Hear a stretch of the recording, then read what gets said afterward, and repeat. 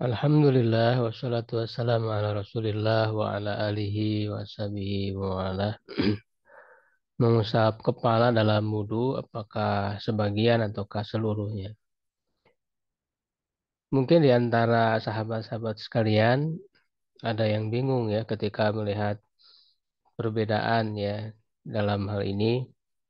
Sebetulnya tidak perlu bingung ya, kita tinggal mempelajari saja akar masalahnya ya, kemudian dalil-dalil ya, perbedaan pendapat, dan setelah itu kita bisa menentukan pilihan mana yang lebih meyakinkan bagi kita ya untuk mengamalkannya.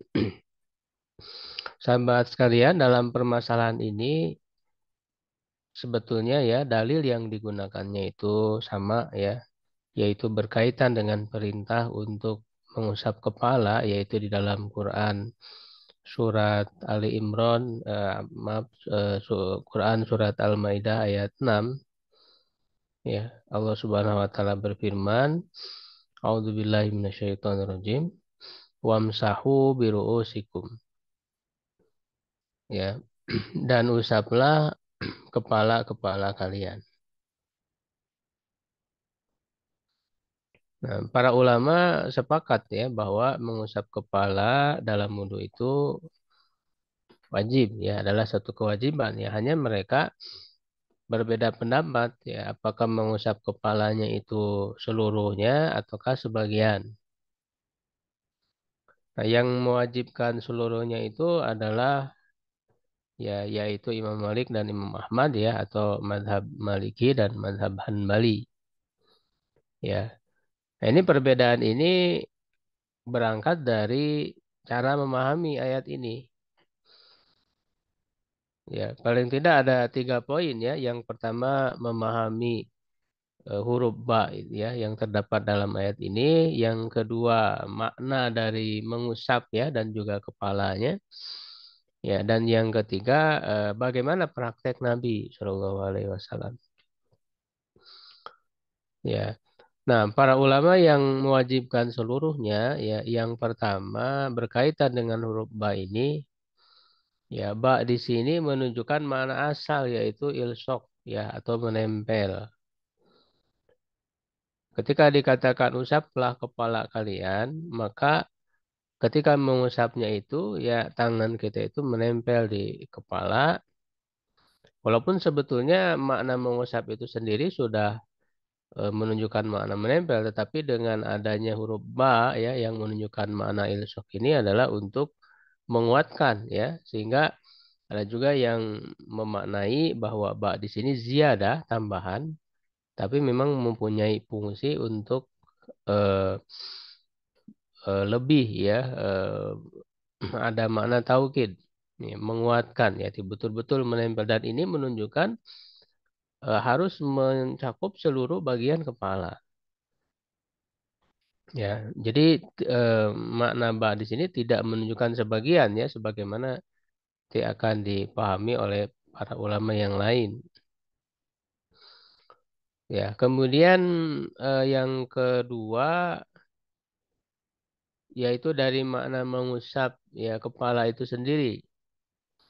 Ya, bahwa eh, kalau kita bandingkan ini sama dengan perintah untuk mengusap wajah dalam tayamum ya, masih di ayat yang sama. Allah Subhanahu wa taala memerintahkan ya dalam hal tayamum itu famsahu biwujuhikum, usaplah wajah kalian. Nah, ketika mengusap wajah itu kan seluruh wajah ya, tidak mungkin ya, atau tidak tidak bisa, dan ini disepakati tidak bisa mengusap sebagian wajah dalam tayamum. Nah, ini kalau kita lihat redaksinya itu mirip ya. Itu, famsahu biwujuhikum dengan wamsahu birusikum, sama-sama menggunakan ba ya. Nah, kemudian juga ketika begitu juga dalam perintah mencuci wajah dalam wudhu ya, faksilu wujuhakum. Itu kan tidak boleh kita mencuci sebagian wajah. Jadi ketika disebut secara mutlak ya itu menunjukkan seluruhnya. Ya, cuci wajah artinya seluruhnya, mengusap kepala artinya seluruhnya. Jadi kalau diberi batasan, misalnya cuci tangan sampai siku, ya, berarti ada batasan sampai siku. Kalau tidak disebut ada batasan, berarti dia mutlak, menunjukkan seluruhnya. Begitu juga mencuci kaki, ya, sampai dua mata kaki, itu berarti ada batasan. Ya. Kemudian yang ketiga itu bagaimana praktek Nabi SAW dalam mengusap kepala, ya, beliau dalam wudhu, dan kita lihat ya di dalam hadisnya, yaitu ternyata beliau, ya, dalam hadisnya itu misalnya disebutkan bada bimuqaddami ro'sihi. Ya, beliau memulai dari depan, ya, kepala beliau, ya, summa apa hatta zahaba, ya, bihima ila qafahu summa radahuma ila makanil ladzi bada minhu. Jadi beliau memulai dari depan kepala, ya, hingga beliau eh, membawa, ya, dua tangan beliau ini ke tengkuk beliau, kemudian mengembalikan ke tempat semula, gitu ya. Itu sebagaimana dijelaskan dalam hadis yang sahih. Nah, dari praktek Nabi itu justru beliau mengusap kepala secara keseluruhannya. Ya, jadi ini menjadi penjelas, ya, dari perbuatan Nabi SAW ini.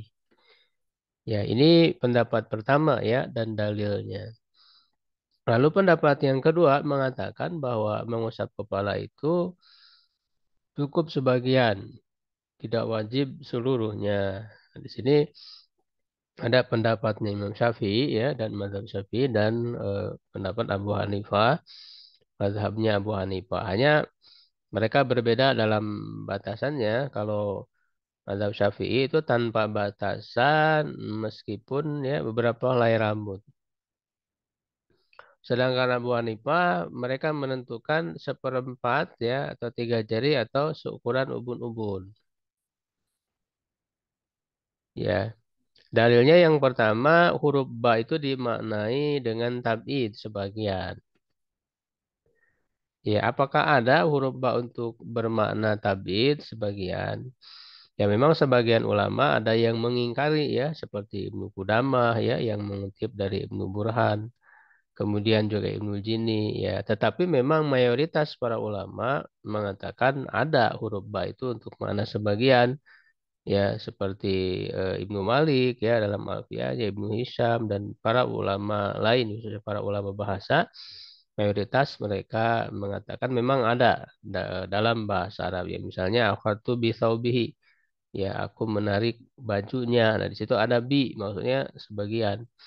Begitu juga dalam Al-Qur'an, ya, ketika dikatakan aina yasrabu bihal muqarrabun, mata air, ya, di surga yang diminum, ya, dengannya. Di situ ada biha bermakna sebagian, artinya sebagian air dari mata air itu diminum, ya, oleh orang-orang yang didekatkan, ya, muqarrabun di dalam surga nanti. Itu contoh ba bermakna sebagian. Ya, nah, sebetulnya masalahnya bukan terletak pada apakah ada ba bermakna sebagian atau tidak, tetapi dalam ayat ini, gitu ya, apakah dipahami sebagian ataukah tidak. Nah, menurut mazhab Syafi'i dan Hanafi ini dipahami mana sebagian. Nah, kemudian dalam prakteknya Nabi SAW, selain tadi disebutkan Rasul melakukannya secara keseluruhan, nah, ternyata mereka menemukan bahwa Nabi itu mengusap ubun-ubun, ya, masahab ala nasiyatihi, ya, mengusap ubun-ubun beliau. Nah, inilah yang dijadikan dalil. Ya, bahkan ini menjadi dalil inti, ya, bagi mereka ketika mereka mengakui bahwa huruf ba itu bisa bermakna sebagian ataupun bermakna asal, ilsaq ataupun ziyadah, yaitu memang ada kemungkinan dua-duanya, gitu ya. Tapi kemudian kata mereka bahwa dia dipahami makna sebagian itu berdasarkan hadis yang memberikan penjelas bahwa Rasul pernah mengusap ubun-ubun saja. Ya. Nah, dari hadis ini ya baik mazhab Syafi'i dan Abu Hanifah mengambil kesimpulan boleh mengusap sebagian. Ya hanya mereka berbeda dalam menyimpulkan bahwa ketika disebut Rasul mengusap ubun-ubun, berarti memang batasannya harus minimal seukuran ubun-ubun ya menurut Abu Hanifah. Ya, atau 1/4 kepala. Atau juga dikatakan 3 jari. Nah, adapun Imam Mazhab Syafi'i menyimpulkan bahwa Rasul mengusap ubun-ubun itu menunjukkan boleh sebagian dan tidak menjadi batasan gitu, berapapun ya sebagiannya itu ya. Yang penting bisa disebut ya sebagai mengusap kepala. Ya, nah bagaimana ya dari perbedaan pendapat ini dan kemudian juga dalil yang tadi yang eh, dikatakan sama ya dengan perintah tayamum, mereka juga menjawab dalil ini bahwa kata mereka ya itu berbeda ya. Kalau tayamum kan pengganti wudhu, jadi harus mengikuti kepada asal. Ya, dalam wudhu itu mencuci kepalanya itu memang sudah seluruhnya, sehingga dalam tayamum pun ya mengikuti kepada asal. Adapun mengusap kepala ini kan adalah asal gitu ya dalam wudhu. Mereka begitu jawabannya. Nah, dari eh, pendapat-pendapat dan juga dalil-dalilnya ini ya, saya secara pribadi ya lebih condong ya untuk memilih ya kepada pendapat yang pertama, yaitu alasannya eh, yang pertama bahwa praktek Nabi SAW ya karena itu sebagai penjelas ya dari kewajiban yang disebut di dalam Al-Quran.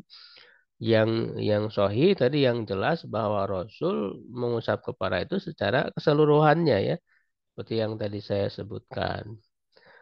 Lalu bagaimana dengan hadis yang menyebutkan Rasul hanya mengusap ubun-ubun saja?